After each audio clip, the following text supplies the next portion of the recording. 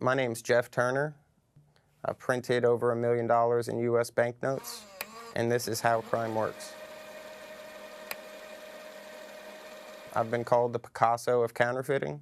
From my perspective, it wasn't that hard to do it, if that makes sense. It just took a lot of trial and error, basically. The bills just progressively got better and better until eventually got caught, and the Secret Service said the bills I was making were the best they've seen in 25 years.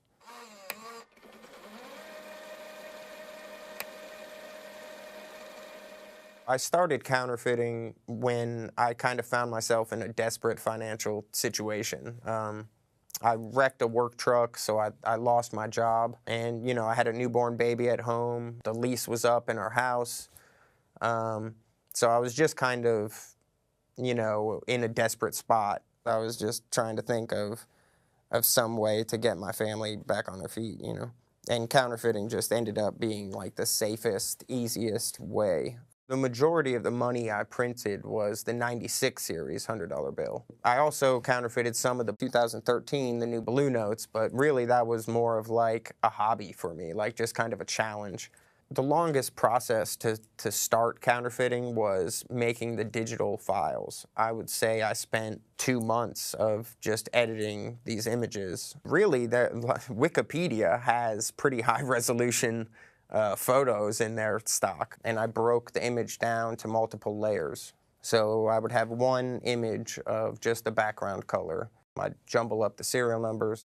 I knew I needed to find a real thin paper that was opaque enough to where you couldn't see the strip and watermark through the face of the bill. I went through rice paper, vellum paper, tracing paper, you know, toilet paper, wrappers on toilet paper. I ended up finding that Bible paper was perfect. Bible paper glows a dull purple, just like money does. I would acquire the Bible paper by going into like bookstores and just kind of taking out the blank pages. Inevitably, I ran out of bookstores in Knoxville. I would coat the bills with a matte lacquer spray can, which basically enabled the counterfeit detection pens to mark yellow. I would also use invisible ink UV pen to draw an invisible line over the strip. I also found a certain type of iridescent green eyeshadow that I would basically paint on to the 100 in the bottom corner to kind of replicate the color shifting ink. One cashier would run her fingernail along Benjamin Franklin's shirt to kind of feel the rigid texture. I ended up going to like a Hobby Lobby, and I found like a fine tip glue pen. It would dry and give a little texture to a shirt. The 3D security ribbon on the modern $100 bill was hard to crack. The Bureau of Engraving and Printing kind of outsources a company to produce the paper and some of the security features. And I was able to find the patent rights, so it's like it basically explained how to do it. The trial and error was definitely frustrating. When I first started counterfeiting, you know, I would just experiment, and I'd mess up 5 for every one that I made well. Towards the end, I could make a perfect counterfeit $100 bill in probably 5 or 10 minutes.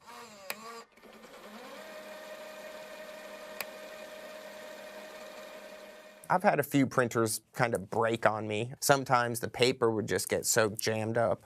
It's not so much noisy because I'm using digital printers, but the matte lacquer spray smells really bad. So a lot of times, like, maids at hotels would come into my room and thinking we're like huffing paint or like something, I'd have to say, oh, my wife spilled nail polish, or, you know, just make up these little lies. But eventually I rented a house and I had ventilation fans that would suck the matte lacquer out the window. So I could kind of spray the bills in front of this exhaust fan that it kind of sucked it out the window.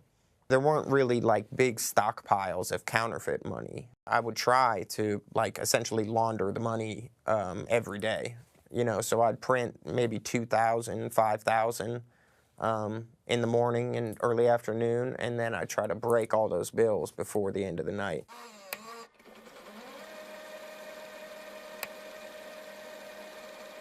There was probably like 10 or 20 of like the big corporations, retail, grocery stores, you know, Walmart type type stores, and those were the best to break the bills at.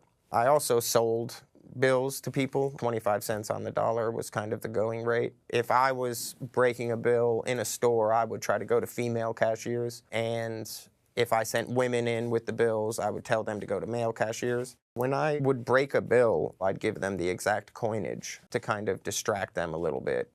The majority of your amateur type counterfeiters get kind of called out at the register, and they'll get a license plate number or something. And I would always park my car far away so they could never get my license plate. I steered away from self-checkout machines because they were just too hard to beat. And some of them even have photographic software where it just analyzes the microprinting and all that stuff. In the beginning, I was definitely nervous because I spent so much time, perfecting these bills that I would notice any little, error or anything like that. I think I've got an attention to detail that most people probably don't have. And, the knowledge I have for the security features, I study extensively. There was a few times that I would go to the same grocery store, and it turns out that the bills I'd spent last week, they found out about them. But really, most of the time, when a cashier, even if the cashier kind of knows it's fake, they usually give it back to you. Over the 2 years that I was counterfeiting, I probably only had maybe 3 or 4 cashiers turn me down. And I was spending, thousands of dollars every day. Luckily for me, they only had, I think, 12 surveillance videos of me. So I was pretty good about kind of staying anonymous. There was a be on the lookout for me and my wife breaking a bill at a specific store. They didn't know my name, though. It was just a picture. The Secret Service has the capability of kind of building cases on people, but as far as local police, I mean, they can't really do much about it,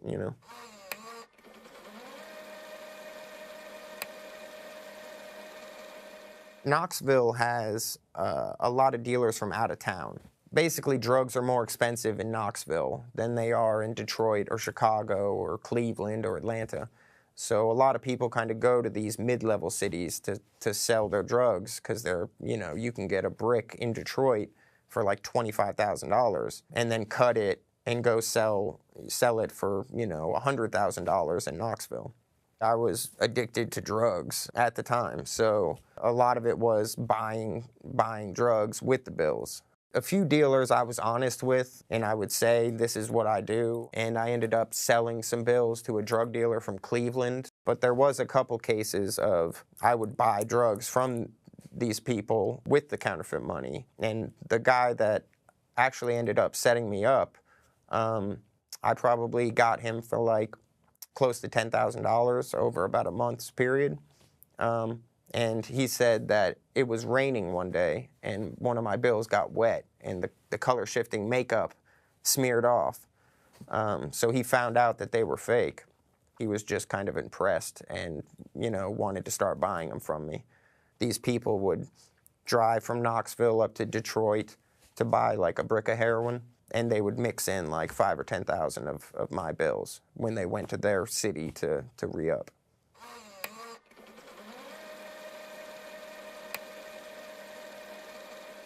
All different stores have their specific method of detecting counterfeit bills. And a lot of the big retailers just use the counterfeit pens.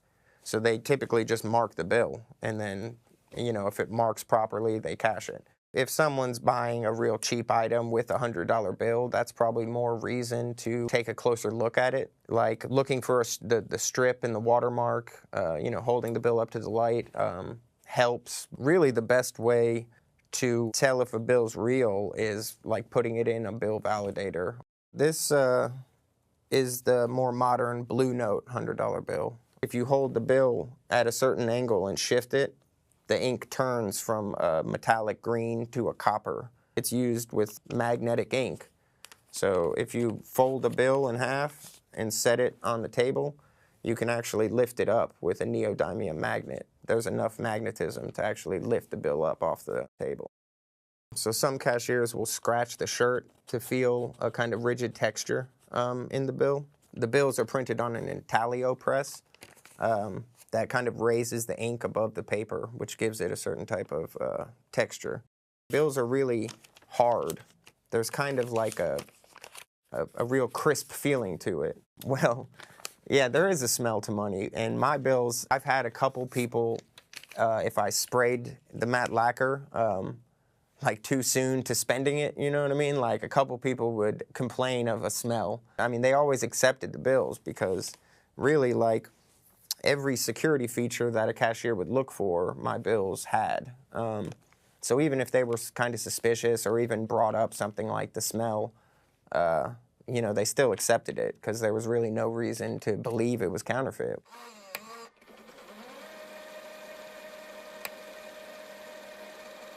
It was 2019. The dealer from Cleveland, he got arrested up there. He either got caught with my counterfeit money or heroin. And, you know, it didn't take him long to inform on me.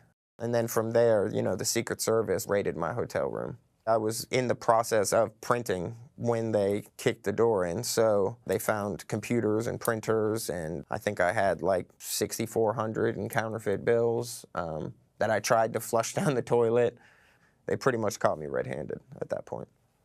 I was basically looking at like about 3 years, but the Secret Service came to me and basically said that if I pleaded guilty and showed them how I did everything, then they wouldn't charge my wife with anything, and they would give me cooperation credit, and they'd keep my restitution amount under $100,000.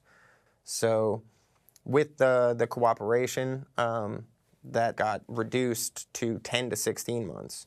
The maximum sentence is 20 years. I think, you know, white-collar criminals should still go to prison. I mean, I deserve to go, you know, to prison. I was lucky with the amount of time that I served. It got me sober. Really, it was for the best in my particular case.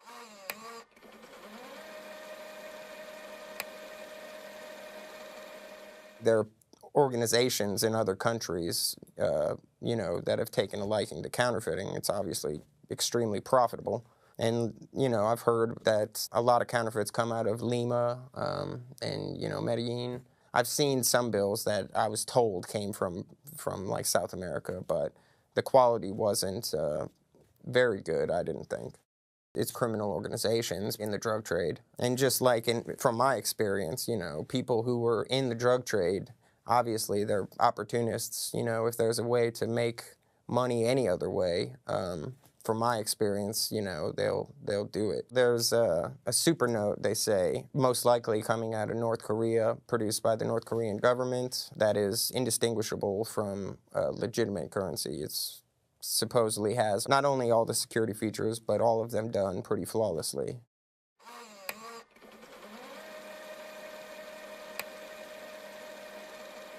I started counterfeiting when I was 19 years old. I read The Art of Making Money, a book about Art Williams, who was a counterfeiter up in Chicago. And that kind of gave me the original idea, but everything else was kind of like my own methods. The bills weren't super sophisticated, but they were good enough to sell. A friend of mine's dad was kind of like a connected guy in Tampa. But then my friend overdosed and died. I basically just stopped doing it. You know, at that point, I didn't want to get caught.